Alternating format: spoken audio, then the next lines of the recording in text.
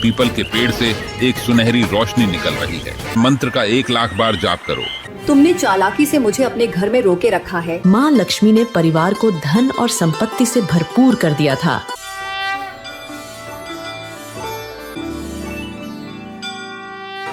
दिवाली का दिन था। पूरे घर को दिए और रोशनी से सजाया हुआ था। विष्णुदास पूरे परिवार के साथ लक्ष्मी पूजन की तैयारी कर रहे थे। उनके बेटे शंकरनाथ, बहू गायत्री, पत्नी जानकी और बाकी परिवार के सदस्य पूरी श्रद्धा के साथ पूजा में शामिल थे।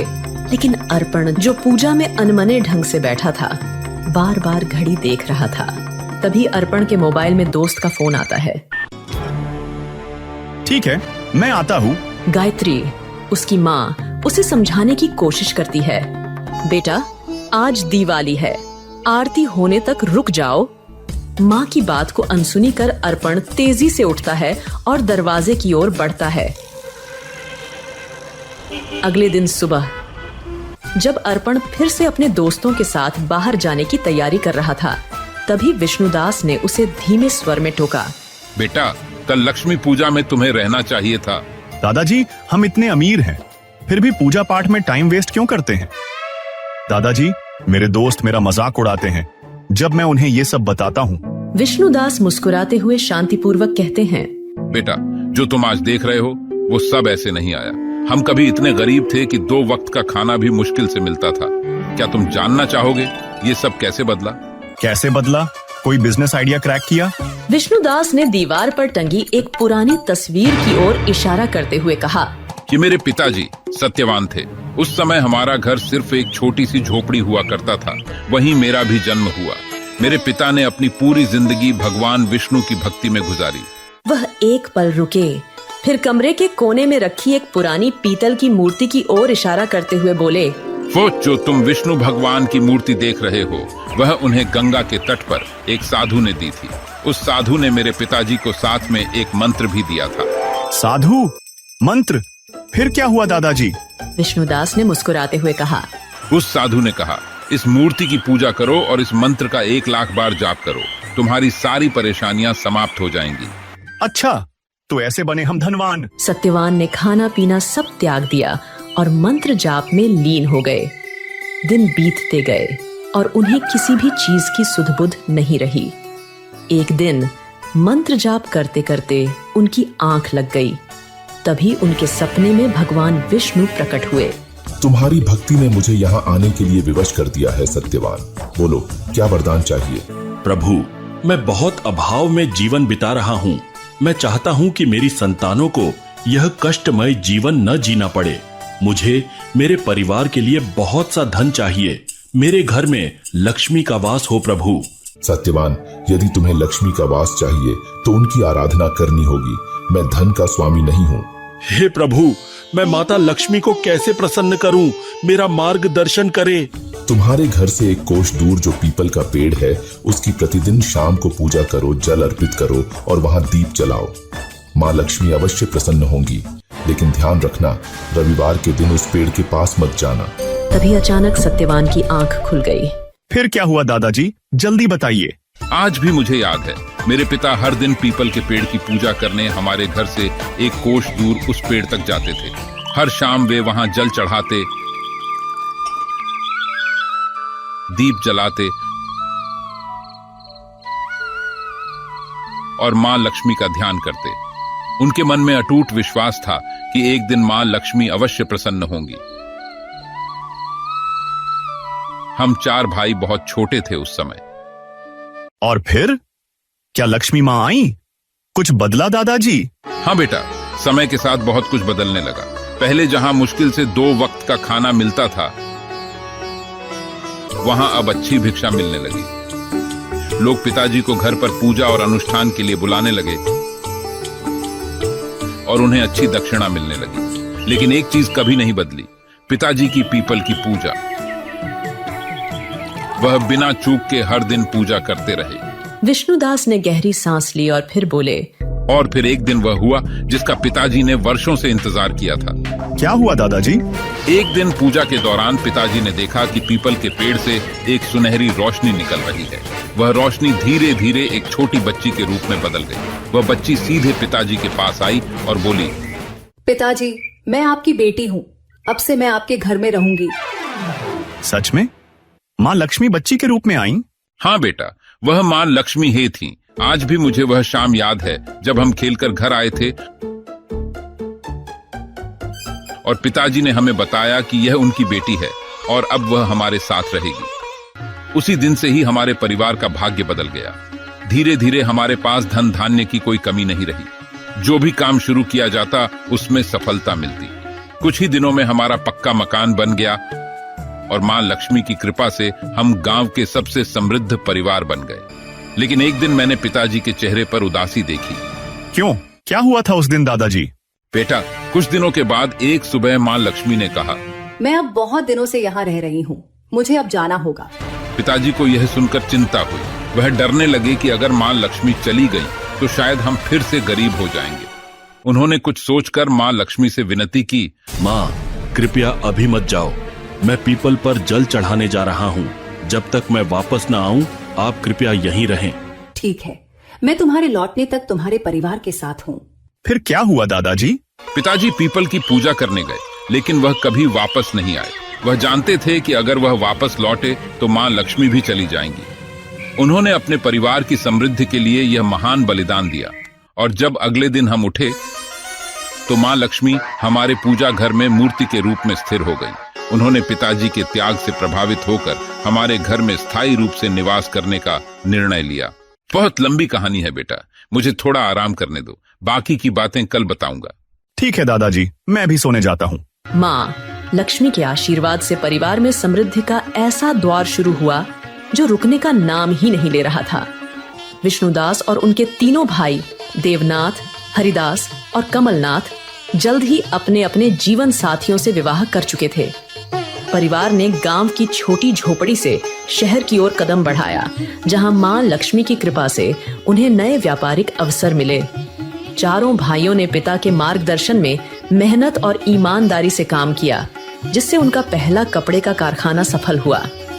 कारखाने की सफलता ने उन्हें आर्थिक रूप से ऊंचाई पर पहुंचा दिया और जल्द ही उन्होंने शहर के बीचों बीच एक बड़ी हवेली बनाई। हरिदास और कमलनाथ व्यापार बढ़ाने में जुटे रहे, जबकि विष्णुदास और देवनाथ ने धार्मिक और सामाजिक कर्तव्यों का पालन किया। समय के साथ उनके पास कई फैक्ट्रियां, गाड़ियां और बड़ी संपत्ति हो गई। जो परिवार कभी 2 वक्त की रोटी के लिए संघर्ष करता था, अब एक विशाल व्यापारिक साम्राज्य का मालिक बन गया था। यह सिर्फ मेहनत या बिजनेस आइडिया का परिणाम नहीं था। मां लक्ष्मी ने परिवार को धन और संपत्ति से भरपूर कर दिया था। अर्पण उत्सुकता से अगले दिन फिर से दादाजी के पास आया और बोला, फिर क्या हुआ दादाजी? आपके पिताजी कहाँ गए थे? कुछ पता चला? कुछ सालों बाद जब तुम्हारे पिताजी का जन्म हुआ, अचानक एक दिन दादा बनने की खबर सुन के पिताजी वापस लौट आए। उनके लौटने पर पूरा परिवार हैरान था। इतने सालों तक वे कहाँ रहे, इसका किसी को कुछ पता नहीं था। विष्णुदास ने गहरी सांस ली और फिर बोले, पिताजी के लौटने के कुछ ही दिनों बाद एक रात उनके सपने में मां लक्ष्मी फिर से प्रकट हुई। उन्होंने देखा कि मां लक्ष्मी नाराज होकर घर से जा रही हैं। पिताजी ने घबराकर उनसे अपनी भूल के लिए माफी मांगी और उन्हें रुकने के लिए कहा। तुमने चालाकी से मुझे अपने घर में रोके रखा है, लेकिन अब तुम लौट आए हो। अब मुझे भी जाना होगा। जितने दिन मैं घर से बाहर था, मैं नियम पूर्वक आपकी आराधना करते रहा और पीपल पर जल चढ़ाना नहीं भूला। मैंने जो किया अपने परिवार की भलाई के लिए किया। उनकी बातें सुनकर मां लक्ष्मी कुछ शांत हुई और बोली, तूने और तेरे परिवार ने सच में मेरी पूजा और सेवा मन से की है। कोई भी ऐसा कार्य नहीं किया जिससे मैं रुष्ट हो जाऊं। इसलिए जाते जाते मैं तुम्हें एक वरदान दे सकती हूँ। तुम जो चाहो वह मांग लो। फिर उन्होंने क्या मांगा दादाजी? पिताजी को समझ में नहीं आया कि उन्हें क्या मांगना चाहिए, इसलिए उन्होंने मां लक्ष्मी से कहा, माँ, मुझे सोचने का समय दीजिए। मैं अपने परिवार से सलाह करके कल आपको अपना उत्तर दूंगा। मां लक्ष्मी ने यह सुनकर सहमति दी और चली गईं। अगले दिन सुबह मेरे पिताजी ने हम सबको अपने सपने के बारे में बताया। घर में सभी लोग सोचने लगे कि आखिर मां लक्ष्मी से क्या वरदान मांगा जाए। पिताजी, सोना चांदी मांग लो, हमारे पास जितना ज्यादा धन होगा उतना ही अच्छा होगा। नहीं, अनाज के भंडार मांग लो। इससे हमारा घर कभी खाली नहीं रहेगा और कभी भूखे नहीं रहेंगे।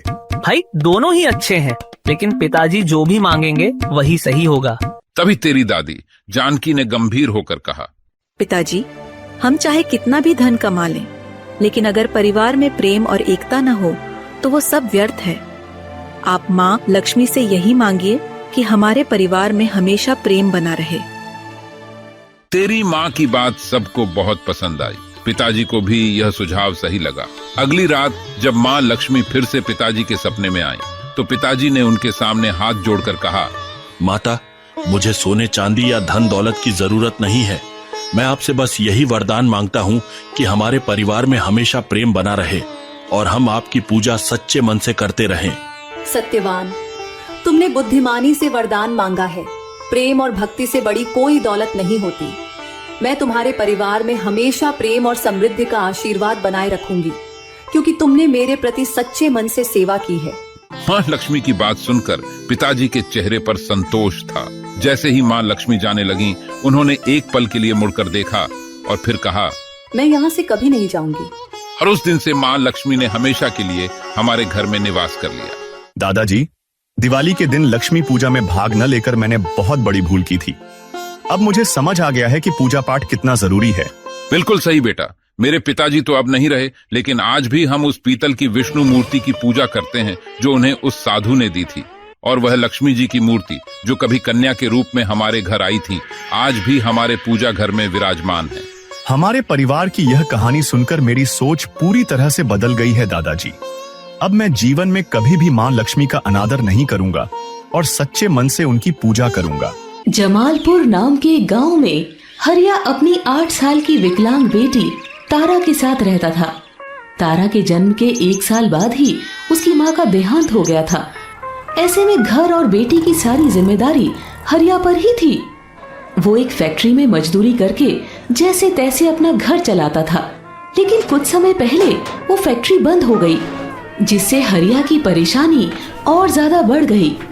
लेकिन उसने अपनी बेटी तारा से कुछ नहीं कहा। हमेशा की तरह उसी समय घर से बाहर चला जाता और शाम को लौट आता। किसी दिन उसे कहीं काम मिलता तो किसी दिन खाली हाथ ही लौटना पड़ता। ऐसे में 2 वक्त की रोटी जुटाना भी उसके लिए मुश्किल था। हरिया एक मिठाई की दुकान के पास खड़े होकर मन ही मन सोचता है, कई दिनों से तारा लड्डू लाने को बोल रही है, लेकिन मेरे पास इतने पैसे ही नहीं कि मैं अपनी बच्ची को एक लड्डू खिला सकूं। कितना अभागा बाप हूं मैं। हरिया बड़े दुखी मन से घर आता है। तारा, बेटी तारा, कहाँ है मेरी लाडली? तभी तारा बैसाखी के सहारे घर से बाहर आती है। अरे बाबूजी, आप आ गए? आप बैठिए, मैं आपके लिए पानी लेकर आती हूँ। तारा हरिया को पानी देती है। मुझे माफ करना बेटी, आज भी मैं तुम्हारे लिए लड्डू लाना भूल गया। कोई बात नहीं बाबूजी, फिर कभी ले आना। आप बहुत थके हुए लग रहे हैं, आप आराम कर लीजिए। बेटी, कुछ दिनों बाद दिवाली का त्योहार आने वाला है, तब मुझे बोनस मिलेगा, तो उसी बोनस में मैं तुम्हारे लिए एक सुंदर सी फ्रॉक और तुम्हारे पसंद की गर्मा गर्म मोतीचूर के लड्डू ले आऊंगा। दूसरे दिन सुबह भी हरिया तय समय पर घर से निकल जाता है। तब तारा घर में लगी माता लक्ष्मी की तस्वीर के पास जाती है। माँ, मेरे पिताजी मुझे दुखी नहीं देखना चाहते हैं, इसीलिए वो मुझसे झूठ बोल रहे हैं, लेकिन मुझे तो पता है कि उनकी फैक्ट्री बंद हो गई है। माँ, मेरे पिताजी को कोई काम दिला दो माँ। भले ही हरिया ने तारा को अपने काम छूटने के बारे में नहीं बताया था, लेकिन तारा को अड़ोसी पड़ोसी से सब पता चल चुका था। तारा की आंख भर आती है। उसे पता था कि मुश्किल से कभी उसके पिता को दिहाड़ी मजदूरी का काम मिलता है तो 2 पैसे हाथ आते हैं, जिससे बड़ी मुश्किल से 2 वक्त की रोटी नसीब हो पाती है। हरिया बाजार में खड़े होकर सोच रहा है, वक्त कैसे बीत गया पता ही नहीं चला। बाजार में हर ओर दिवाली की चहल पहल है, सभी कुछ न कुछ खरीद रहे हैं। सोचा था कुछ अच्छा काम मिल जाएगा तो तारा के लिए सुंदर सी फ्रॉक और लड्डू खरीदूंगा, लेकिन लगता है हमारी दिवाली ऐसे ही जाने वाली है। ये सोचते सोचते बड़े उदास मन से हरिया अपने घर की ओर चल पड़ता है कि तभी उसकी नजर एक कपड़े की दुकान पर पड़ती है जिसके आगे एक सुंदर सी फ्रॉक लगी हुई थी। वो उस फ्रॉक को देखकर वहीं रुक जाता है। अरे वाह, कितनी सुंदर है ये फ्रॉक। इसमें तो मेरी तारा बिल्कुल गुड़िया जैसी दिखेगी। काश कि मैं उसके लिए ये फ्रॉक खरीद पाता। हरिया फ्रॉक को देखते हुए सोच ही रहा था कि तभी दुकान का मालिक बाहर आया। अरे कौन हो तुम और इस तरह फ्रॉक को क्यों देख रहे हो? जाओ यहाँ से, मुझे तुम्हारी नीयत ठीक नहीं लग रही है। अरे नहीं सेठ जी, मैं गरीब जरूर हूँ लेकिन चोर नहीं हूँ। ये फ्रॉक मुझे बहुत अच्छी लगी, इसलिए अपनी बेटी के लिए देख रहा था। वैसे सेठ जी, कितने की है ये फ्रॉक? ये तुम्हारे औकात के बाहर की है, अब जाओ यहाँ से। हरिया मन महसूस कर वहाँ से चला जाता है। वो दिन भर काम ढूंढता रहा लेकिन उसे उस दिन भी कोई काम नहीं मिला। देखते देखते शाम हो गई। उसने अपनी जेब टटोली तो देखा कि जेब में सिर्फ 2 रुपए ही बचे थे। हरिया ने मन ही मन सोचा, अरे अब तो मेरे पास सिर्फ 2 ही रुपए बचे हैं। घर में राशन भी खत्म होने वाला है। मुश्किल से कल तक का राशन बचा होगा। हे ईश्वर, मुझे भूखा रख लो लेकिन मेरी बेटी को भूखा मत रखना भगवान। हरिया बड़े उदास मन से घर आता है तो देखता है तारा उसी का इंतजार कर रही थी। अरे बेटा, लगता है तुम मेरी ही राह देख रही थी। हाँ बाबूजी, आज आपको आने में देर हो गई।